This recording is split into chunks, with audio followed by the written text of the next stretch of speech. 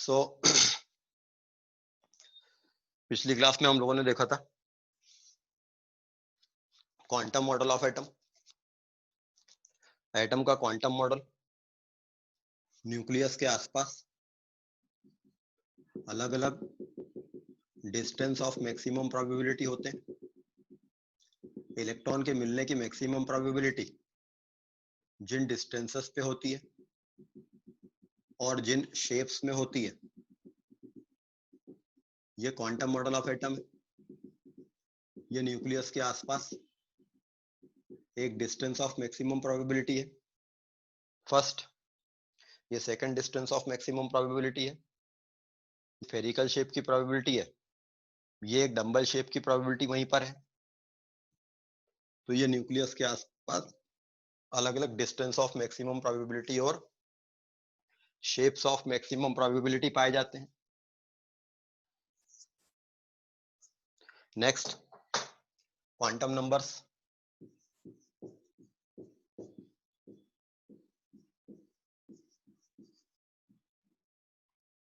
Next one is quantum numbers. किसी atom में nucleus के आसपास इलेक्ट्रॉन रहते हैं। अगर बोहर मॉडल ऑफ एटम की बात करें तो एक इलेक्ट्रॉन कहां पाया जाएगा? द आंसर इज कि वो ऑर्बिट में पाया जाएगा। लेकिन क्वांटम मॉडल की बात करें तो न्यूक्लियस के आसपास एक इलेक्ट्रॉन कहां पाया जाएगा? Answer is not fix, because एक इलेक्ट्रॉन तो सब जगह पाया जाता है, हालांकि कुछ जगह उसके मिलने की प्रोबेबिलिटी मैक्सिमम होती है। That probability is called orbital. तो अगर एक इलेक्ट्रॉन का पोजीशन, न्यूक्लियस के आसपास एक इलेक्ट्रॉन की पोजीशन आपको पता करनी है, तब जबकि एटम का स्ट्रक्चर बोहर मॉडल नहीं है, क्वांटम मॉडल है, और आपको न्यूक्लियस के आसपास इलेक्ट्रॉन की पोजीशन पता करनी है, तब आपको कुछ नंबर्स की जरूरत पड़ती है। These numbers are called quantum numbers. In an atom,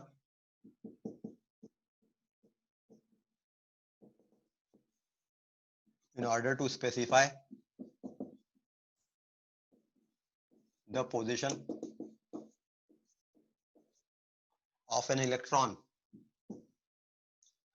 in an atom, in order to specify the position of an electron, some numbers are used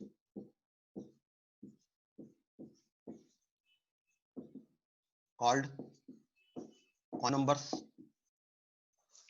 किसी एटम में न्यूक्लियस के आसपास एक इलेक्ट्रॉन की पोजीशन स्पेसिफाई करने के लिए कुछ नंबर्स यूज किए जाते हैं। ये नंबर्स क्वांटम नंबर्स कहलाते हैं।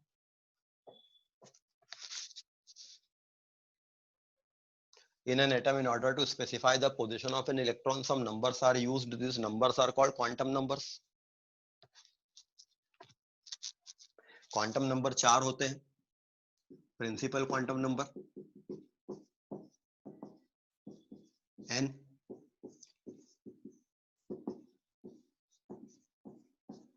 एजीमुथल क्वांटम नंबर l,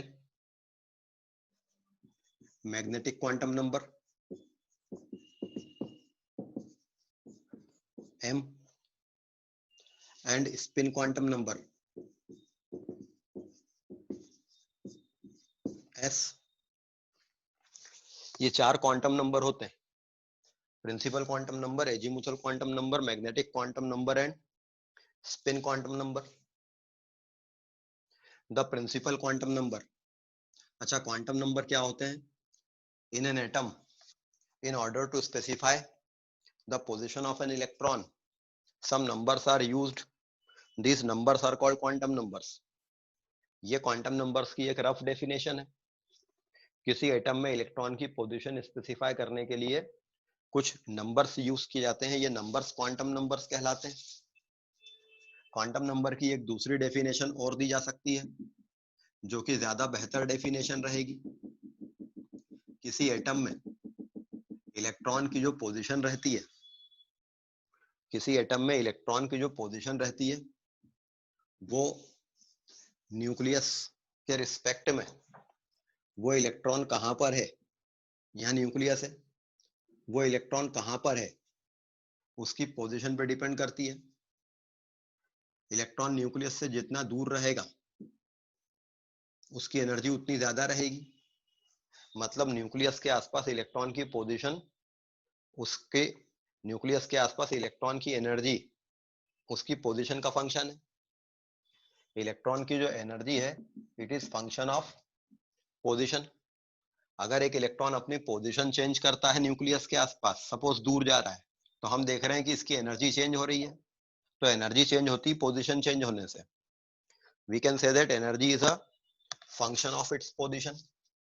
मगर एक इलेक्ट्रॉन की पोजीशन किससे स्पेसिफाई होती है?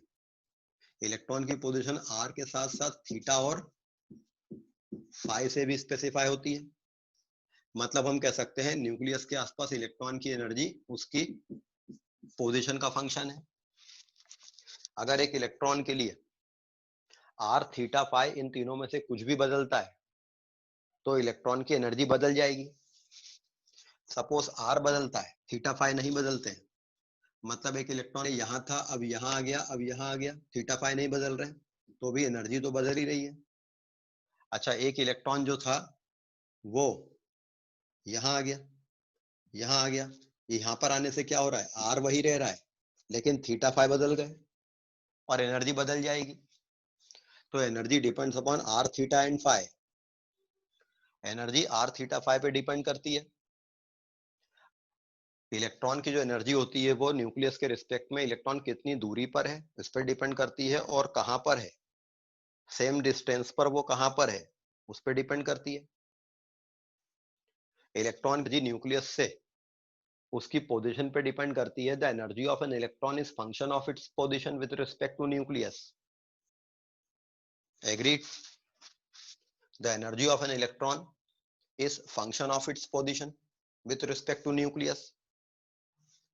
तो अगर आपको ये पता है कि इलेक्ट्रॉन की एनर्जी उसकी पोजीशन का फंक्शन है, अगर इलेक्ट्रॉन की एनर्जी उसकी पोजीशन का फंक्शन है, तो अगर आप इलेक्ट्रॉन की एनर्जी पता कर लो तो पोजीशन पता चल जाएगी।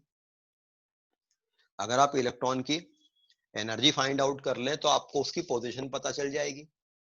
तो एनर्जी को यूज किया जा सकता है to find out the position. तो क्वांटम नंबर क्या होते हैं उसकी एक डेफिनेशन तो ये है, लेकिन क्वांटम की एक दूसरी डेफिनेशन हम दे सकते हैं। अभी हमने ये देखा कि इलेक्ट्रॉन की जो एनर्जी होती है वो पोजीशन का फंक्शन है। अगर इलेक्ट्रॉन की एनर्जी हमें पता लग जाए तो हम उसकी पोजीशन पता लगा सकते हैं। अच्छा, एटम का स्पेक्ट्रम लाइन स्पेक्ट्रम होता है। एटम का स्पेक्ट्रम लाइन स्पेक्ट्रम होता है, मतलब एनर्जी की कुछ फिक्स वैल्यूज ही होती है एटम के पास। इलेक्ट्रॉन की एनर्जी की कुछ फिक्स वैल्यूज ही अवेलेबल रहती है। एटम का स्पेक्ट्रम लाइन स्पेक्ट्रम होता है, मतलब इलेक्ट्रॉन की एनर्जी की कुछ फिक्स अलाउड वैल्यूज ही हैं। और अगर इलेक्ट्रॉन की एनर्जी की कुछ फिक्स वैल्यूज हैं तो पोजीशन की भी कुछ फिक्स अलाउड वैल्यूज होंगी। एनर्जी का फिक्स वैल्यूज में रहना, एनर्जी का वैल्यूज में रहना, वी कैन से दैट कि एनर्जी क्वांटाइज्ड होती है। क्वांटा का मतलब होता है अ फिक्स अमाउंट। तो एनर्जी क्वांटाइज्ड होती है, फिक्स अमाउंट में रहती है।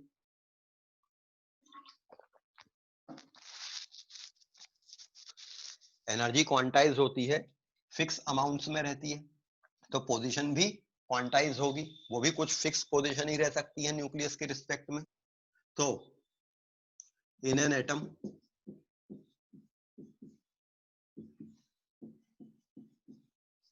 The energy of an electron quantized. In an atom, the energy of an electron is quantized.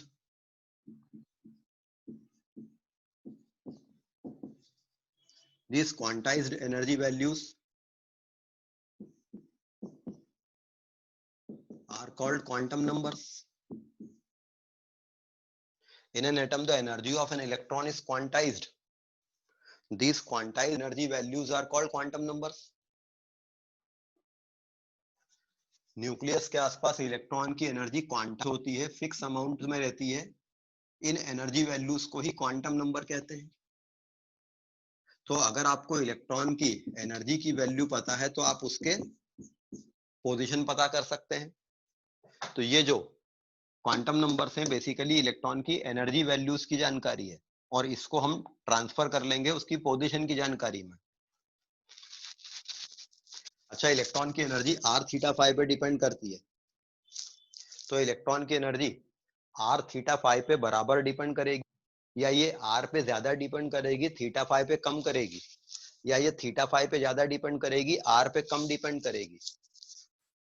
Electron की एनर्जी r थीटा फाई तीनों पे डिपेंड करती है, मगर ये r पे ज्यादा डिपेंड करेगी थीटा फाई पे कम डिपेंड करेगी, या थीटा फाई पे ज्यादा डिपेंड करेगी r पे कम करेगी, या सब पे बराबर डिपेंड करेगी।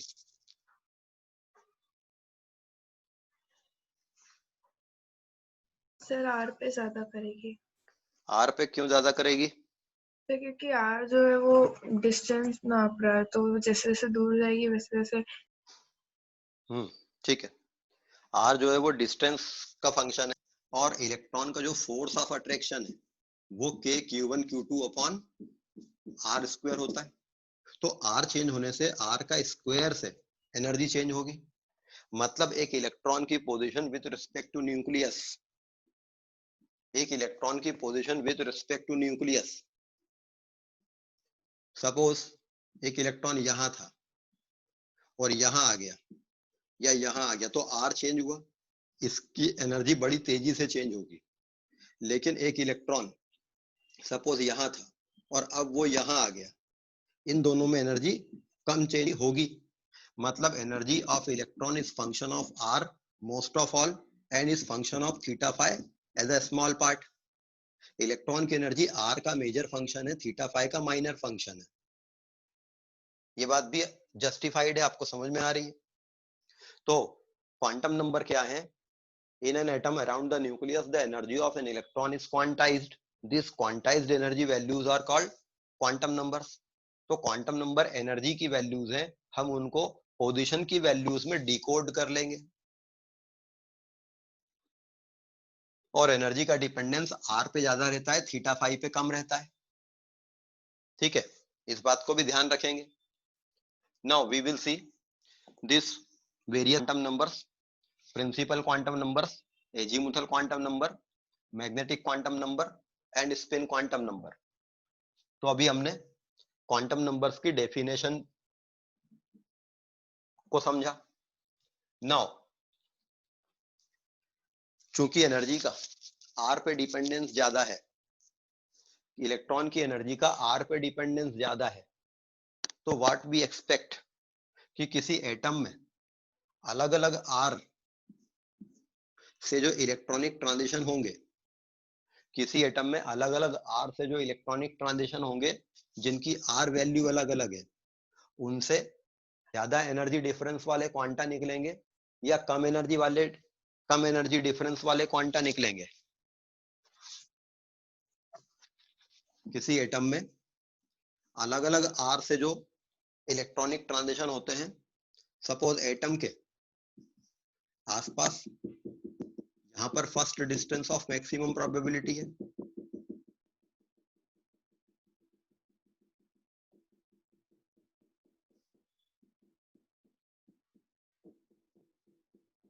यहाँ पर first distance of maximum probability है, फिर यहाँ पर second distance of maximum probability spherical shell में है, ये second distance of maximum probability है, और ये third distance of maximum probability है। तो ये जो अलग अलग डिस्टेंस ऑफ मैक्सिमम प्रोबेबिलिटी है, ये अपने आर पार्ट में डिफर कर रही है।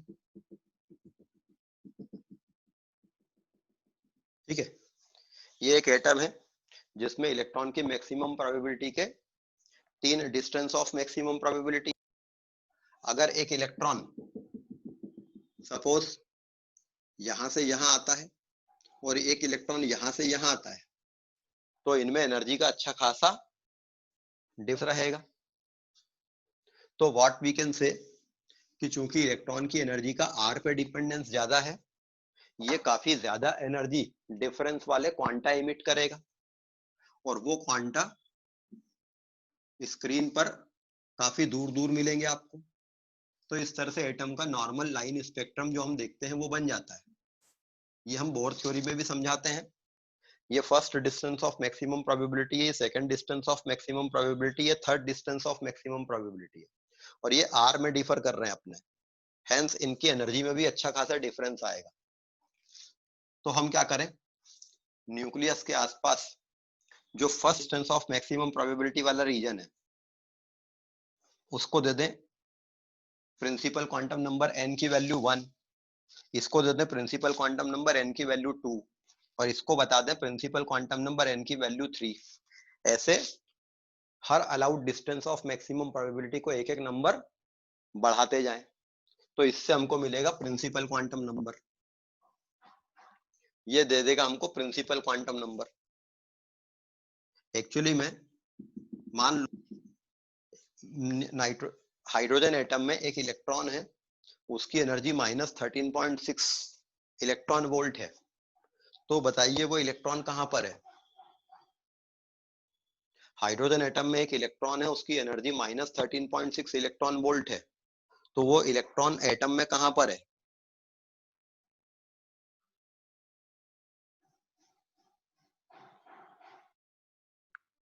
Ground state. First orbit ground state में। लेकिन हाइड्रोजन एटम में एक इलेक्ट्रॉन की एनर्जी -13.6 अपाइन है, तो वो इलेक्ट्रॉन एटम में कहां पर है? हाइड्रोजन एटम में एक इलेक्ट्रॉन है, उसकी एनर्जी -13.6 इलेक्ट्रॉन वोल्ट है। आप कह रहे हो कि वो फर्स्ट ऑर्बिट में है। एक इलेक्ट्रॉन है, उसकी एनर्जी -13.6/9 इलेक्ट्रॉन वोल्ट है। हाइड्रोजन एटम में वो इलेक्ट्रॉन कहां पर है? सर फोर्थ ऑर्बिट पे। फोर्थ। अबे 9 है ना, 3 का स्क्वायर, तो थर्ड ऑर्बिट में हुआ ना, तो वो थर्ड ऑर्बिट में है। हाइड्रोजन एटम में एक इलेक्ट्रॉन की एनर्जी -13.6/4 है, मतलब 2 का स्क्वायर, मतलब वो सेकंड ऑर्बिट में है। तो मैं आपको एनर्जी की वैल्यूज देता जा रहा हूं, मगर आप मुझे इलेक्ट्रॉन की पोजीशन बताते जा रहे हो। आप समझे? हम इलेक्ट्रॉन की एनर्जी जानने पर उसकी पोजीशन जान पा रहे हैं। हमने क्या किया, इन पोजीशंस को नंबर दे दिए 1 2 3 4 5, सिर्फ इंटीजर नंबर। तो हमने एनर्जी के डाटा को पोजीशन के डाटा में बदल लिया है। यही तो प्रिंसिपल क्वांटम नंबर है।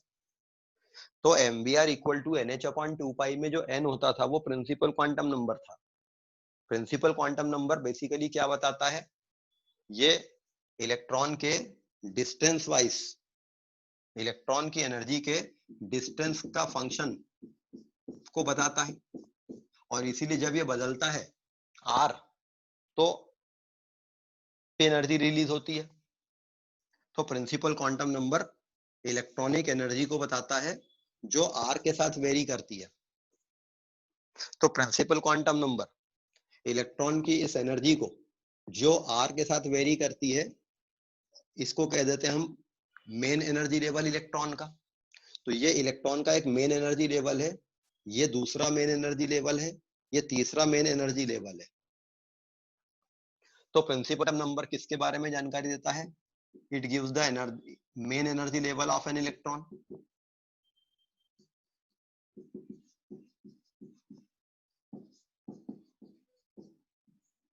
प्रिंसिपल क्वांटम नंबर इलेक्ट्रॉन के मेन एनर्जी लेवल को बताता है। प्रिंसिपल क्वांटम नंबर इलेक्ट्रॉन के मेन एनर्जी लेवल को बताता है। अब हम कह सकते हैं कि हाइड्रोजन एटम का स्पेक्ट्रम कैसे बनता है? जब इन अलग अलग मेन एनर्जी लेवल से इलेक्ट्रॉनिक ट्रांजिशन होते हैं, जब इन अलग अलग मेन एनर्जी लेवल्स से इलेक्ट्रॉनिक ट्रांजिशंस होते हैं, तब नॉर्मल स्पेक्ट्रम ऑफ एटम बनता है। और ये मेन एनर्जी लेवल होते हैं, ये इलेक्ट्रॉन की वो एनर्जी होती है जो R के कारण वेरी करती है। क्वांटम मॉडल में कहें तो ये इलेक्ट्रॉन के वो एनर्जी लेवल होते हैं जो distance of maximum probability change होने से आते हैं। तो इवन बोहर मॉडल में भी जो हम ये लेवल बना रहे थे, ये सारे लेवल मेन एनर्जी लेवल बना रहे थे हम, और इनके करस्पॉन्डिंग जो n की वैल्यू 1 2 3 4 लिखते जा रहे थे, वो प्रिंसिपल क्वांटम नंबर थी। तो किसी एटम में प्रिंसिपल का नंबर इलेक्ट्रॉन के मेन एनर्जी लेवल को बताता है, ये इलेक्ट्रॉन की एनर्जी के r के साथ वेरिएशन को बताता है। अगर इस डिस्टेंस ऑफ मैक्सिमम प्रोबेबिलिटी पर हम एक ऑर्बिटल मानते हैं, तो प्रिंसिपल क्वांटम नंबर आपको साइज ऑफ ऑर्बिटल बताता है कि शेप ऑफ ऑर्बिटल बताता है। अगर हम ये डिस्टेंस ऑफ मैक्सिमम प्रोबेबिलिटी को एक ऑर्बिटल बोलते हैं, और ऐसा बोलते ही खैर, तो ये प्रिंसिपल क्वांटम नंबर जो है, इसका प्रिंसिपल क्वांटम नंबर 1 है, इसका प्रिंसिपल क्वांटम नंबर 2 है, इसका प्रिंसिपल क्वांटम नंबर 3 है। तो प्रिंसिपल क्वांटम नंबर ऑर्बिटल के साइज को बताता है कि शेप को बताता है? हेलो सर, साइज को बताता है। ये साइज को बताएगा, दिख ही रहा है। प्रिंसिपल क्वांटम नंबर 1 होने पर साइज छोटा है, प्रिंसिपल क्वांटम नंबर 2 होने पे साइज बड़ा है, प्रिंसिपल क्वांटम नंबर 3 होने पे ऑर्बिटल का साइज बड़ा है, क्योंकि ये r पे डिपेंडेंस को बताता है। तो प्रिंसिपल क्वांटम नंबर क्या है? प्रिंसिपल क्वांटम नंबर किसी इलेक्ट्रॉन के मेन एनर्जी लेवल को बताता है, ये इलेक्ट्रॉनिक एनर्जी के r पे डिपेंडेंस को बताता है, ये साइज ऑफ ऑर्बिटल को बताता है।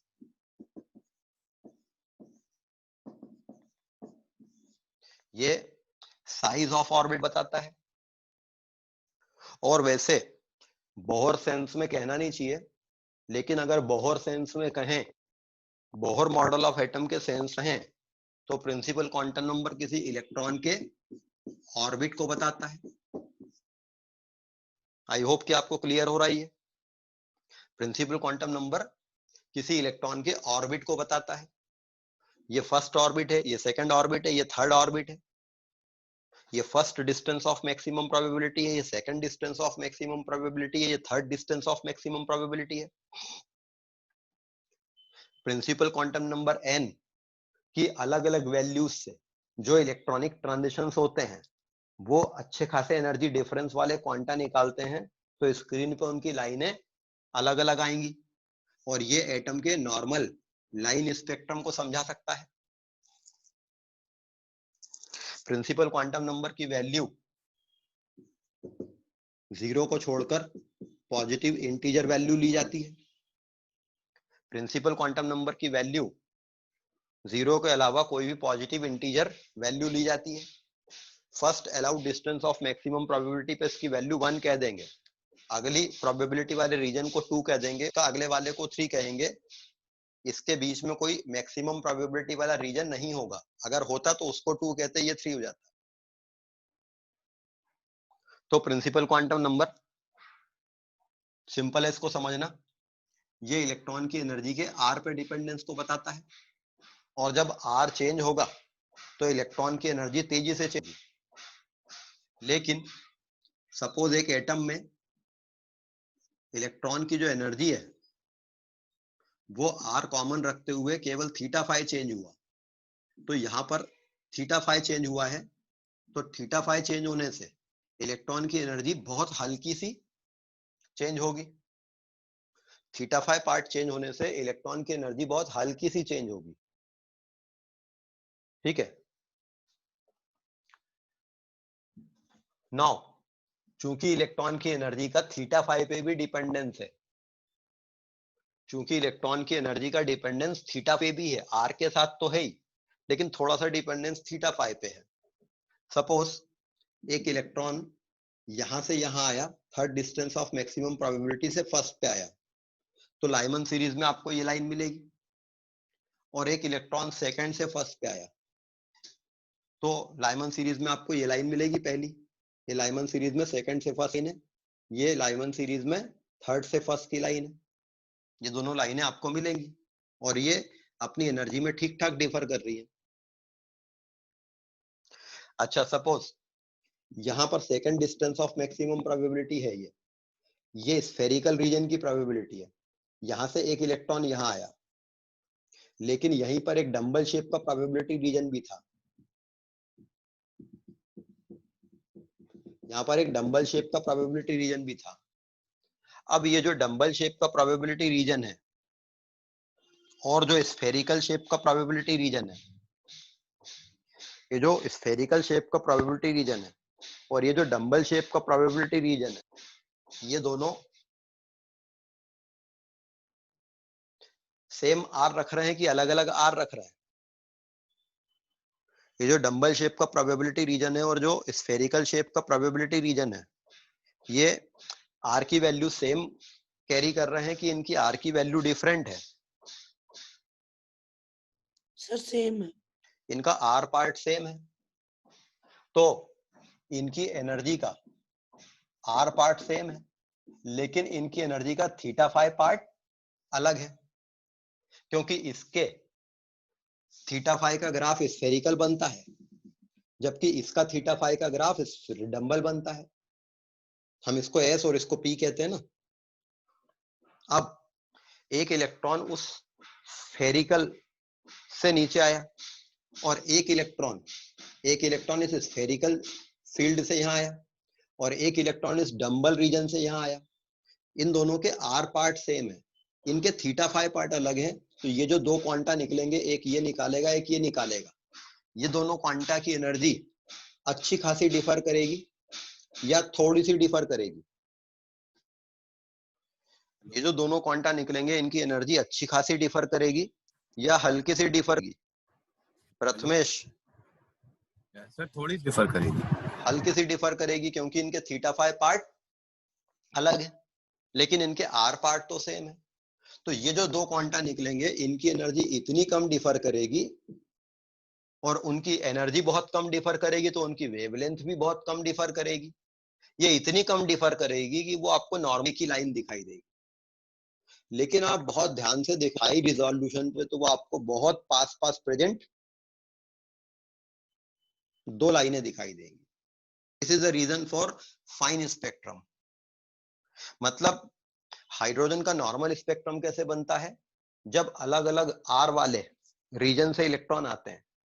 लेकिन फाइन स्पेक्ट्रम कब बनता है? जब सेम आर लेकिन अलग अलग थीटा फाई वाले रीजन से इलेक्ट्रॉन आते हैं, तो इनकी एनर्जी बहुत कम डिफर करती है।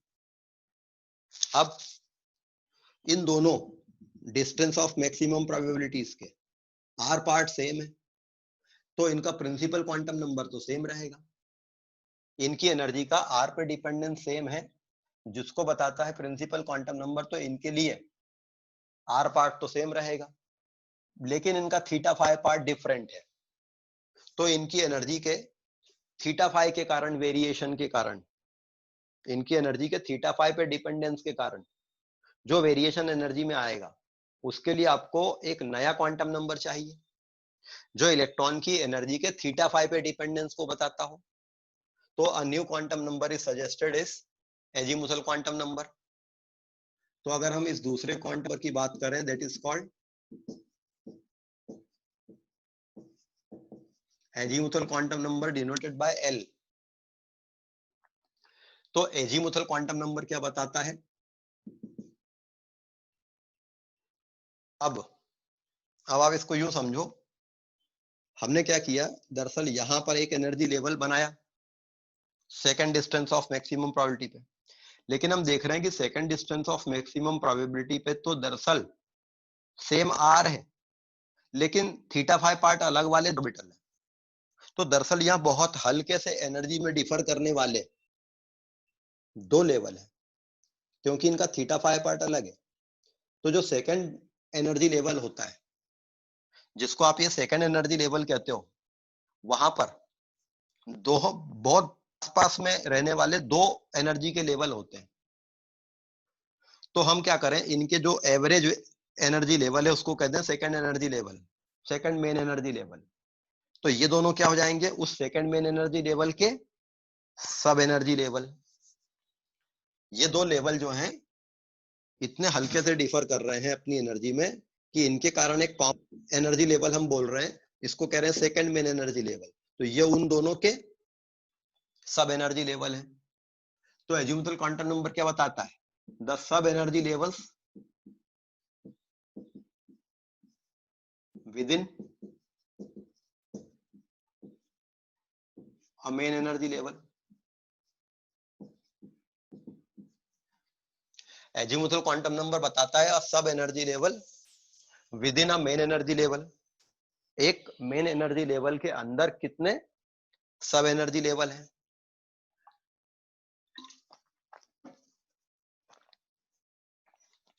तो जब इन सब एनर्जी लेवल से इलेक्ट्रॉनिक ट्रांजिशन होता है, जब इन सब एनर्जी लेवल से इलेक्ट्रॉनिक ट्रांजिशन है,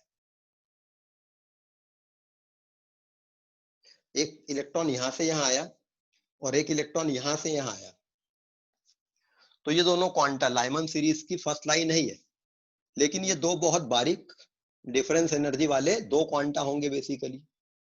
ये एक लाइन नहीं है बल्कि दो होगी. इसी प्रकार से जो third distance of maximum probability होता है, वहां पे एक स्फेरिकल, एक डंबल और एक डबल डंबल शेप रहता है. मतलब यहां तो तीन पॉसिबिलिटी रहती है.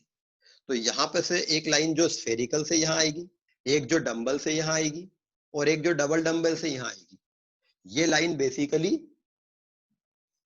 तीन पार्ट में बटेगी फाइन स्पेक्ट्रम में, क्योंकि यहां तीन possible values of theta phi है. तो इलेक्ट्रॉन की एनर्जी के आर पे डिपेंडेंस वाले एनर्जी लेवल को कहते हैं मेन एनर्जी लेवल, लेकिन उसके अंदर थीटा फाई के कारण वेरी करने वाले एनर्जी लेवल्स को कहते हैं उस मेन एनर्जी लेवल के सब एनर्जी लेवल. एल की वैल्यू उन सब एनर्जी लेवल्स को बताती है. अब चूंकि ये इलेक्ट्रॉन की मैक्सिमम प्रोबेबिलिटी रीजन का सेम आर पे थीटा फाई के कारण वेरिएशन आ रहा है, तो इसके कारण हमको क्या पता लगेगा, साइज ऑफ ऑर्बिटल या ये देगा शेप ऑफ ऑर्बिटल. ये साइज ऑफ ऑर्बिटल देगा या ये शेप ऑफ ऑर्बिटल देगा.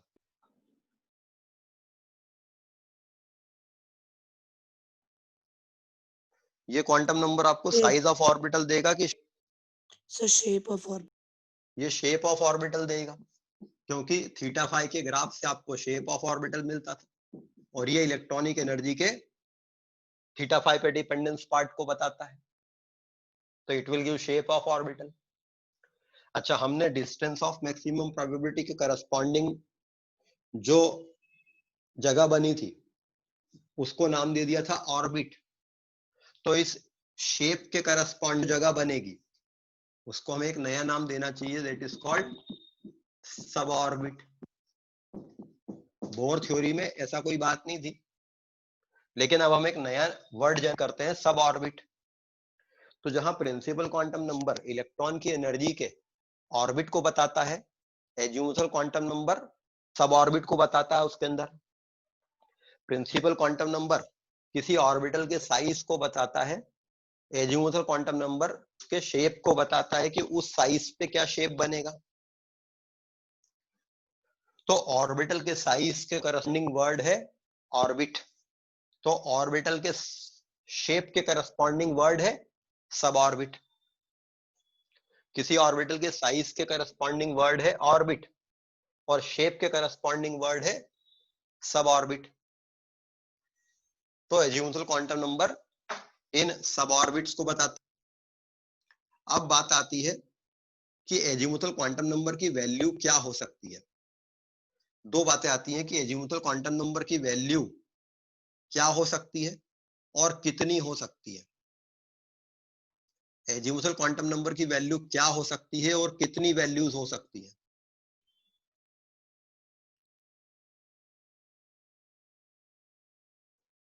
एजीमुथल क्वांटम नंबर n की वैल्यू क्या हो सकती है और कितनी वैल्यूज हो सकती है.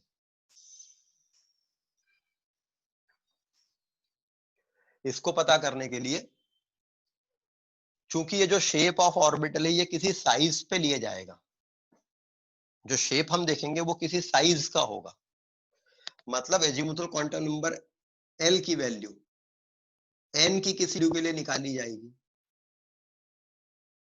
जैसे आप यहाँ पे शेप पता कर रहे हैं तो आप साइज क्या n इक्वल टू 2 ले रहे हैं, तो n की किसी वैल्यू के लिए L की वैल्यू 0 से लेकर n-1 तक लिख देने पर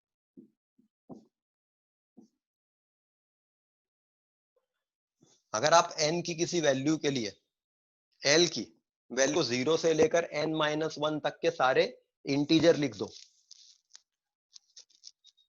0 से लेकर n-1 तक के सारे इंटीजर लिख देने पर आपको पॉसिबल वैल्यूज ऑफ l मिल जाती है, पॉसिबल शेप्स मिल जाते हैं।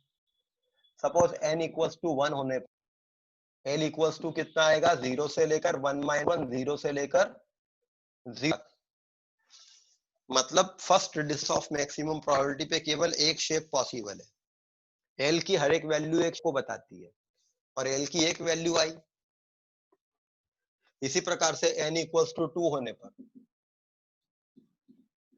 अगर n इक्वल्स टू 2 ले लेते हैं, मतलब second distance of maximum probability, तो वहां पर l की वैल्यू 0 से लेकर 2-1 तक के सारे इंटीजर, मतलब 0 और 1। ठीक है, मतलब न्यूक्लियस से second distance of maximum probability पे दो शेप पाए जाते हैं।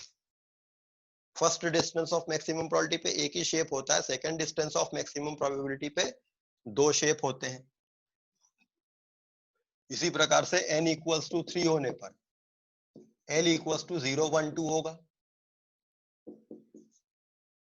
Third distance of maximum probability पे तीन शेप होते हैं, अभी बताए थे। एक स्फेरिकल शेप का प्रोबेबिलिटी होती है, एक डंबल शेप की प्रोबेबिलिटी होती है और एक डबल डंबल शेप की प्रोबेबिलिटी होती है।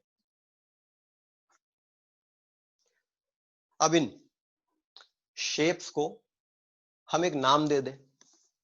स्फेरिकल शेप की प्रोबेबिलिटी को नाम देते हैं s, डंबल शेप की प्रोबेबिलिटी को नाम देते हैं p, डबल डंबल शेप की प्रोबेबिलिटी को नाम देते हैं d, और एक कॉम्प्लेक्स शेप बनता है 6 लोब्स वाला, इसको नाम देते हैं f। और भी शेप बन सकते थे, उनको g, h, i, j देते जाएंगे नाम, पर काम के तो ये चार हैं।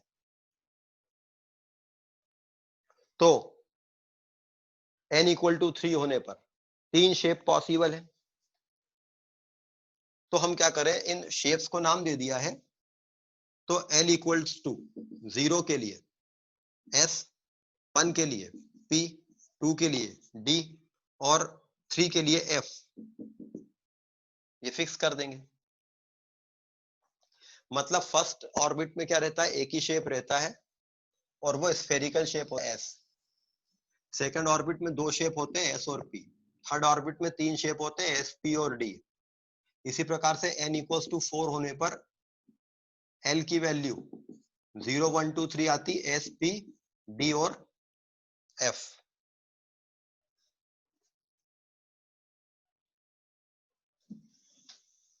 ऐसे अलग अलग शेप्स के नाम रख देते हैं तो बताने में थोड़ा इजी हो जाता है। जैसे मान लो किसी इलेक्ट्रॉन का आपने एड्रेस बताया n equal to 3, l equals to 1, मतलब उसका एड्रेस 3-1 है, लेकिन इसके एड्रेस को 3-1 कहने के बजाय बोल देंगे 3p, क्योंकि l इक्वल टू 1 होने पर बोलते हैं p। मतलब वो third distance of maximum probability पे इलेक्ट्रॉन है, डंबल शेप का प्रोबेबिलिटी वाला। लेकिन एक इलेक्ट्रॉन उसका एड्रेस है n equal to 3, l equal to 0, वो electron third distance of maximum probability पे s है। एक इलेक्ट्रॉन है n equal to 3, l equal to 2, मतलब वो 3d इलेक्ट्रॉन है, क्योंकि l इक्वल टू 2 होने पे d शेप बनता है। मतलब इलेक्ट्रॉन के एड्रेस को पूरा न्यूमेरिकल रखने के बजाय अगर आप एक इलेक्ट्रॉन का एड्रेस बता रहे हो 3-1, तो हो सकता है वो 31 हो और इलेक्ट्रॉन 31 ऑर्बिट में पाया जाए, जबकि वो थर्ड ऑर्बिट में है, तो उसका एड्रेस 3-1 कहने के बजाय हम कहेंगे 3p। It is convenient. तो now we can explain how the fine spectrum of atom occurs. जब electron same distance of maximum probability लेकिन वहां पे अलग अलग शेप ऑफ मैक्सिमम प्रोबेबिलिटी से करते हैं, तो ये बहुत कम एनर्जी वाले क्वांटा डिफरेंस वाले क्वांटा निकालते हैं। ये क्वांटा बहुत कम एनर्जी डिफरेंस रखने के कारण बहुत पास पास लाई करेंगे और हेंस स्क्रीन पर लगभग एक ही जगह दिखेंगे, लेकिन हाई रिजोल्यूशन माइक्रोस्कोप से देखने पे अलग अलग जगह दिखाई देंगे।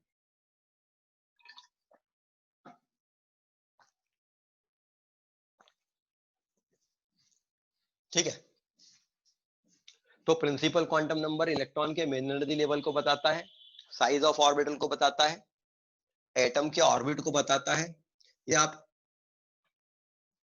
Normal spectrum of the explain कर सकते हैं, लेकिन इससे आप फाइन स्पेक्ट्रम एक्सप्लेन कर सकते। लेकिन अभी क्या हुआ, एक एटम था, इसमें ये second distance of maximum probability है, यहां एक स्फेरिकल रीजन ऑफ प्रोबेबिलिटी है और एक डंबल रीजन ऑफ प्रोबेबिलिटी, मगर यहाँ एक डंबल नहीं रहता है, यहाँ 3 डंबल होते हैं। यहाँ पे डंबल शेप की प्रोबेबिलिटी के 3 रीजन होते हैं, एक इस z एक्सिस के अलाउ, एक x एक्सिस के अलाउ और एक होता है y एक्सिस के अलाउ। ये 3 डंबल होते हैं, म्यूचुअली पर्टिकुलर 3 डंबल होते हैं। मतलब जो डंबल शेप की प्रोबेबिलिटी है वो 3 होती है, एक x के अलाउंग डंबल होता है, एक y के अलाउंग होता है और एक z के अलाउंग डंबल है। एक डंबल z एक्सिस के अलाउंग लाई कर रहा है, एक x एक्सिस के अलाउंग कर रहा है, एक y एक्सिस के अलाउंग लाई कर रहा है। अब आप मुझे बताइए, एक इलेक्ट्रॉन इस स्फेरिकल फील्ड की प्रोबेबिलिटी से यहां पर आया और एक इस डंबल से यहां आया, इनमें एनर्जी सेम निकलेगी कि अलग निकलेगी? एक इलेक्ट्रॉन इस स्फेरिकल रीजन की प्रोबेबिलिटी से यहां आया और एक इस डंबल रीजन की प्रोबेबिलिटी से यहां आया, इसमें एनर्जी सेम निकलेगी कि अलग निकलेगी? Slightly different. स्लाइटली डिफरेंट निकलेगी क्योंकि इनका थीटा फाई पार्ट अलग है।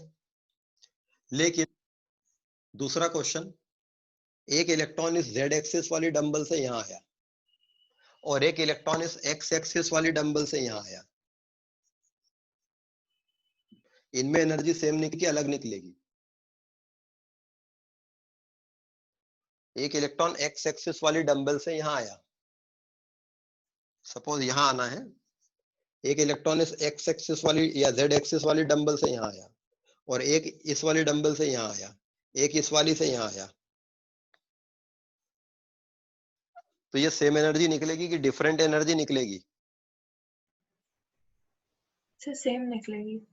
इसमें सेम निकलेगी क्योंकि इनके r पार्ट भी सेम है इनके और थीटा फाई पार्ट भी सेम है। एक इलेक्ट्रॉन यहां आना है, एक को आना है z एक्सिस पे जो डंबल है उससे, और एक को आना है x एक्सिस पे जो डंबल है उससे, आना यहीं पर है। तो अब इसका r पार्ट सेम है, इसका इस डंबल का और इस डंबल का, और इनके थीटा फाई पार्ट भी सेम है, तो एनर्जी का r पे और थीटा फाई पे डिपेंडेंस बराबर है, सेम एनर्जी निकालेंगे ये तीनों। ठीक है, लेकिन तो देखिए, लाइमन सीरीज की जो पहली लाइन है जिसमें इलेक्ट्रॉन सेकंड ऑर्बिट से फर्स्ट ऑर्बिट में आता है, ध्यान से देखने पर वो 2 में बटी रहेगी, क्योंकि एक में कहां से आया होगा, सेकंड पे स्फेरिकल से फर्स्ट पे आया होगा और एक में सेकंड से डंबल पे फर्स्ट पे आया होगा। सेकंड से डंबल वाले रीजन से जो फर्स्ट पे आया होगा, दरअसल यहाँ 3 क्वांटा होंगे, लेकिन उनकी एनर्जी एग्जैक्टली सेम रहेगी, इसलिए वो एक ही जगह दिखाई देंगे। लेकिन आप एक काम करो, इस एटम के अक्रॉस एक स्ट्रॉन्ग मैग्नेटिक फील्ड लगा दो। अगर आपने इस एटम के अक्रॉस एक स्ट्रॉन्ग मैग्नेटिक फील्ड लगा दी, तो इस एटम में ये वाली डंबल और ये वाली डंबल, ये डंबल इस मैग्नेटिक फील्ड के पैरेलल लाई करेगी और ये वाली डंबल मैग्नेटिक फील्ड के परपेंडिकुलर लाई करेगी। मैग्नेटिक फील्ड के कारण इस डंबल की एनर्जी चेंज हो जाएगी इसकी तुलना में। मैग्नेटिक फील्ड जो है वो इन इलेक्ट्रॉन्स की एनर्जी को बदलेगी, लेकिन अलग अलग तरह से बदलेगी। जो इलेक्ट्रॉन वेव उस मैग्नेटिक फील्ड के डायरेक्शन में है उसकी एनर्जी अलग बदलेगी, और जो परपेंडिकुलर है उसकी एनर्जी अलग ढंग से बदलेगी। तो in the presence of field, अगर ये इलेक्ट्रॉन ये और ये आए यहां से, तो अब ये सेम एनर्जी निकालेंगे कि अलग अलग एनर्जी निकालेंगे? In the presence of magnetic field अगर वो इलेक्ट्रॉन उन डंबल्स से आते हैं तो वो सेम एनर्जी निकालेंगे कि अलग अलग एनर्जी निकालेंगे? सर अलग अलग। अब अलग अलग निकालेंगे। इसका मतलब है इलेक्ट्रॉन के second distance of maximum probability से स्फेरिकल रीजन से आने वाला क्वांटा तो एक ही रहेगा, क्योंकि मैग्नेटिक फील्ड वो स्फेरिकल है, मैग्नेटिक फील्ड उस करेगी नहीं, या एनर्जी चेंज करेगी तो वो तो स्फेरिकल है, उसकी एनर्जी यूनिफॉर्म बढ़ेगी सब तरफ। लेकिन डंबल की एनर्जी नॉन यूनिफॉर्म बढ़ेगी। वो डंबल जो पैरेलल लाई कर रही है उसकी एनर्जी अलग बदलेगी, और जो परपेंडिकुलर लाई कर रही है with respect to the magnetic field उसकी एनर्जी अलग बदलेगी। तो ये जो लाइन है लाइमन सीरीज में, फाइन स्पेक्ट्रम की जो लाइन है, ये जाकर 3 में बढ़ जाएगी, हर ओरिएंटेशन के करस्पॉन्डिंग एक line. And this can explain the Zeeman effect and Stark effect. मतलब ज़ीमन इफेक्ट क्यों होता है? एटम में नॉर्मल स्पेक्ट्रम क्यों आता है? अलग अलग आर वाले पार्ट से इलेक्ट्रॉनिक ट्रांजिशन से। फाइन स्पेक्ट्रम क्या होता है? सेम आर लेकिन डिफरेंट थीटा फाई से इलेक्ट्रॉनिक ट्रांजिशन से। फाइन ज़ीमन इफेक्ट क्यों आता है? Same R same theta phi लेकिन अलग अलग ओरिएंटेशन रखने वाले orbital.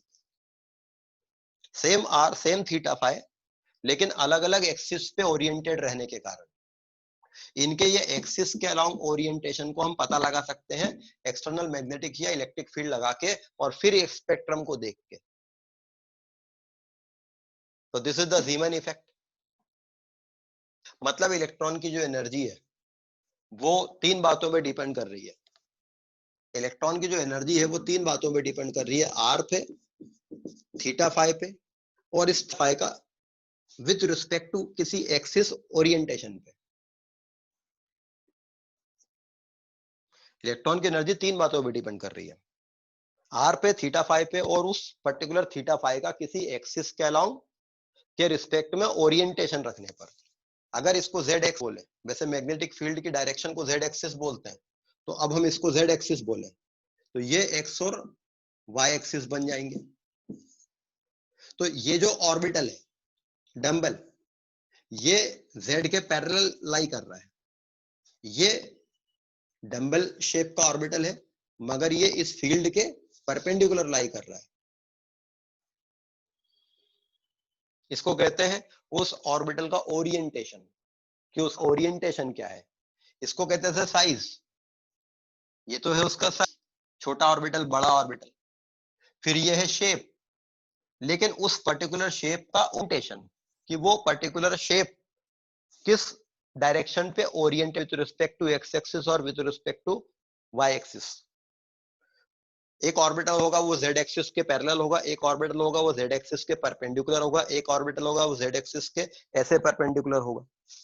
They are the different orientations.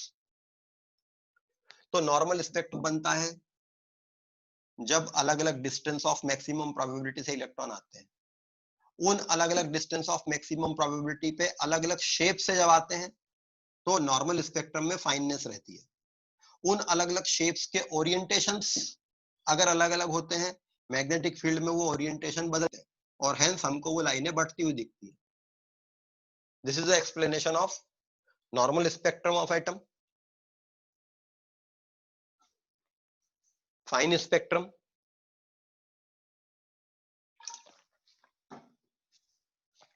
ज़ीमन effect and Stark effect. लेकिन प्रिंसिपल क्वांटम नंबर और एजीमुथल क्वांटम नंबर आपको कहां तक पहुंचा देंगे? प्रिंसिपल क्वांटम नंबर और एजीमुथल क्वांटम नंबर आपको एक एटम के डिस्टेंस ऑफ मैक्सिमम प्रोबेबिलिटी और वहां पे पाए जाने वाले शेप ऑफ मैक्सिमम प्रोबेबिलिटी पे पहुंचा देंगे। उस शेप का क्या ओरिएंटेशन है ये आपको इन क्वांटम नंबर से नहीं पता चलेगा। एक इलेक्ट्रॉन का एड्रेस मिला मुझे n = 3 l = 1, मतलब ये एटम में third distance of maximum probability पे डंबल शेप का है, लेकिन वो डंबल शेप तो 3 ओरिएंटेशन रखता है। तो इन तीनों में से कौन सा और वो ये एड्रेस नहीं समझा पाएगा। तो इन इलेक्ट्रॉन वेव्स के किसी पर्टिकुलर एक्सिस के अबाउट ओरिएंटेशन को बताने के लिए हमें एक तीसरा क्वांटम नंबर चाहिए जो उस इलेक्ट्रॉन वेव के ओरिएंटेशन को बताए। तो that third quantum number is magnetic quantum number. वो third quantum number magnetic quantum number कहलाता है।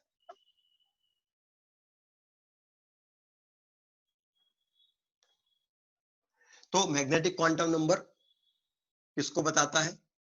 ये किसी एटम में ऑर्बिटल को बताता है। अब ये पर्टिकुलर ऑर्बिटल फिक्स हो गया है क्योंकि distance of maximum probability fix हो गया, साइज ऑफ ऑर्बिटल फिक्स हो गया, शेप ऑफ ऑर्बिटल फिक्स हो गया और उसका ओरिएंटेशन फिक्स हो गया।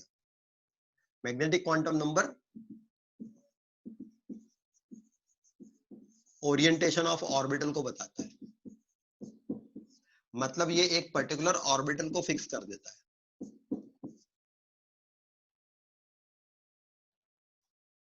मैग्नेटिक क्वांटम नंबर की वैल्यू क्या होगी और कितनी वैल्यूज होंगी इसकी, मतलब एक शेप के कितने ओरिएंटेशन होंगे। क्योंकि हम ओरिएंटेशन किसी शेप का पता कर रहे हैं, तो मैग्नेटिक क्वांटम नंबर m की वैल्यू की किसी वैल्यू के लिए निकाली जाएगी। मैग्नेटिक क्वांटम नंबर m की इंडिपेंडेंट वैल्यू कुछ नहीं होती है, इसकी वैल्यू निकाली जाएगी किसी l की किसी वैल्यू के लिए, क्योंकि तुम ओरिएंटेशन खोजोगे किसके, किसी शेप के। ओरिएंटेशन खोज रहे हो ना, z एक्सिस के रिस्पेक्ट में कहां ओरिएंटेशन है, वो किसी शेप का खोज रहे हो। तो मैग्नेटिक क्वांटम नंबर निकाला जाएगा एजीमुथल क्वांटम नंबर की किसी वैल्यू के लिए। तो L की किसी वैल्यू के लिए M की वैल्यूज को -L से लेकर 0 को लेते हुए +L तक यदि लिख दी जाए, it will provide all the possible values of M and the number of orientations. Suppose L equals to 0 है तो M equals to 0 आएगा, मतलब स्फेरिकल शेप की जो प्रोबेबिलिटी होती है उसका केवल एक ओरिएंटेशन होता है around the XYZ axis. Spherical shape का एक ही ओरिएंटेशन हो सकता है, लेकिन L इक्वल टू 1 के लिए M की वैल्यू क्या होगी, -L से लेकर 0 को लेते हुए +L तक के सारे इंटीजर -0 +1। मतलब जो डंबल शेप की प्रोबेबिलिटी होती है जिसको हम p ऑर्बिटल कहते हैं, उसमें 3 ओरिएंटेशन होते हैं, एक x एक्सिस के अलोंग, एक y एक्सिस के अलोंग और एक z एक्सिस के अलोंग। इसी प्रकार से n इक्वल्स टू 3 होने पर L इक्वल्स टू 2 होने पर, मतलब d डबल डंबल शेप जो बनाया था, d सब ऑर्बिट की बात कर रहे हैं, तो m की वैल्यू -2 -1 0 1 2 होगी। -2 से लेके +2 तक के सारे इंटीजर लिख देंगे। तो जो डबल डंबल शेप होता है XYZ एक्सिस के अराउंड, उस डबल के 5 ओरिएंटेशन रहते हैं। वो जो कॉम्प्लेक्स शेप होता है F ऑर्बिटल, उसके -3 -2 -1 0 1 2 3 7 ओरिएंटेशन होंगे अराउंड द 3 एक्सिस। तो नंबर ऑफ ओरिएंटेशन किसी पर्टिकुलर शेप के आपको मिल जाएंगे L की वैल्यू को -L से लेकर 0 को लेते हुए +L तक लिख देने से। तो प्रिंसिपल क्वांटम नंबर आपको साइज ऑफ ऑर्बिटल बताता है, ये डिस्टेंस ऑफ मैक्सिमम प्रोबेबिलिटी को बताता है। Azimuthal quantum number shape of orbital को बताता है। मैग्नेटिक क्वांटम नंबर उस पर्टिकुलर शेप के ओरिएंटेशन को बताता है with respect to z axis. तो ये नॉर्मल स्पेक्ट्रम एक्सप्लेन कर सकता है, ये फाइन स्पेक्ट्रम एक्सप्लेन कर सकता है, और ये रीमन इफेक्ट, स्टार्क इफेक्ट एक्सप्लेन कर देगा। इस प्रकार से सपोज आप एक इलेक्ट्रॉन का एड्रेस दिया गया, सपोज आपको एक इलेक्ट्रॉन का एड्रेस दिया गया n equal to 3 L equals to 1 M equals to 0, n equals to 3 L equals to 1 M equals to 0। मतलब आप उस इलेक्ट्रॉन को खोजते खोजते, चलो इसको 2 कर लो, n equal to 2, l equal to 1, m equal to 0। मतलब आप उस इलेक्ट्रॉन को फर्स्ट ऑर्बिट में नहीं खोजोगे क्योंकि n की वैल्यू 2 है, तो आप सेकंड ऑर्बिट में जाओगे, थर्ड में भी नहीं खोजोगे क्योंकि n की वैल्यू 2 है। वहां पे आपको दो शेप मिलेंगे, l की वैल्यू 1 है तो आप उसको डंबल शेप में खोजोगे, लेकिन ये डंबल शेप के 3 ओरिएंटेशन है। l इक्वल टू 1 होने पे m की 3 वैल्यू आती है, वो यहां पर है इलेक्ट्रॉन, इसको z कहते हैं। m 0 होता है तब उसको z कहते हैं, तो चलो मैं pz लिख लेता हूं। मतलब वो इलेक्ट्रॉन यहां पर है, लेकिन जब वो इलेक्ट्रॉन हमें pz ऑर्बिटल में मिला, हम उस इलेक्ट्रॉन तक पहुंच गए, लेकिन किसी ऑर्बिटल में 2 इलेक्ट्रॉन रहते हैं, एक ऑर्बिटल में 2 इलेक्ट्रॉन रहते हैं। न्यूक्लियस के आसपास आप ऐसा समझो, न्यूक्लियस के आसपास जब एक इलेक्ट्रॉन रिवॉल्व करता है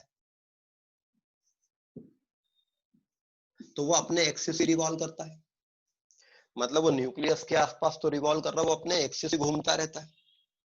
तो वो अपने एक्सिस पे जब घूमता है तो वहां 2 इलेक्ट्रॉन हो सकते हैं एक ही जगह, एक अपने एक्सिस पे क्लॉकवाइज घूम रहा होगा और एक वहीं पे एंटी क्लॉकवाइज घूम रहा होगा। इलेक्ट्रॉन के अपने एक्सिस पे घूमने को उसकी स्पिन कहते हैं। जैसे अर्थ अपने एक्सिस पे स्पिन करती है, वो आसपास तो घूमती है लेकिन अपने एक्सिस पे भी घूमती है, जिससे डे और नाइट क्रिएट होते हैं। तो इलेक्ट्रॉन के अपने एक्सिस पे घूमने को स्पिन है, लेकिन स्पिन 2 प्रकार की हो सकती है, एक इलेक्ट्रॉन क्लॉकवाइज स्पिन करे और वहीं एक इलेक्ट्रॉन एंटी क्लॉकवाइज स्पिन करे। तो यह आपको 2 इलेक्ट्रॉन मिले और आपको एक इलेक्ट्रॉन को फिक्स करना है। ये 3 क्वांटम नंबर आपको इलेक्ट्रॉन फिक्स नहीं करने दे रहे, तो हमें एक चौथा क्वांटम नंबर चाहिए कॉल्ड एस, जो इलेक्ट्रॉन के उस स्पिनिंग को बताता है, क्लॉकवाइज स्पिन का एंटी क्लॉकवाइज स्पिन को। इसकी 2 ही वैल्यू होती है, प्लस हाफ अगर इलेक्ट्रॉन क्लॉकवाइज स्पिन करता है, माइनस हाफ अगर इलेक्ट्रॉन एंटी क्लॉकवाइज स्पिन करता है।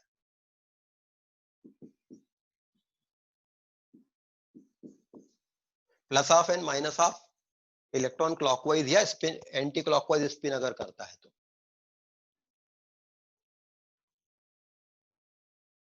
तो हमें इलेक्ट्रॉन तक पहुंचना में चौथा क्वांटम नंबर भी चाहिए। अब एड्रेस पूरा हो गया, आप उस इलेक्ट्रॉन को खोजते खोजते second distance of maximum probability पे, डंबल शेप की मैक्सिमम प्रोबेबिलिटी पे पहुंचे। जेड एक्सिस के अलाउंग जो डल था उसको देखा, उसमें क्लॉकवाइज स्पिन करता हुआ इलेक्ट्रॉन को खोज लिया आपने। तो ये 4 क्वांटम नंबर होते हैं।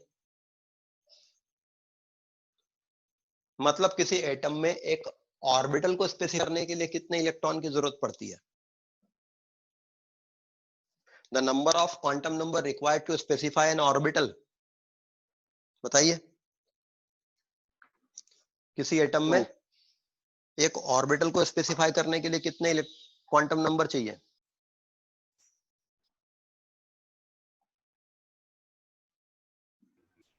फोर। ऑर्बिटल को स्पेसिफाई करने के 3 क्वांटम नंबर चाहिए, इन 3 से वो ऑर्बिटल फिक्स हो गया था। इलेक्ट्रॉन को स्पेसिफाई करने के लिए 4 चाहिए। अगर एक ऑर्बिटल फिक्स करना है तो 3 क्वांटम नंबर से हो जाएगा, लेकिन इलेक्ट्रॉन को फिक्स करना है तो 4 क्वांटम नंबर चाहिए। ठीक है, तो these are the quantum numbers.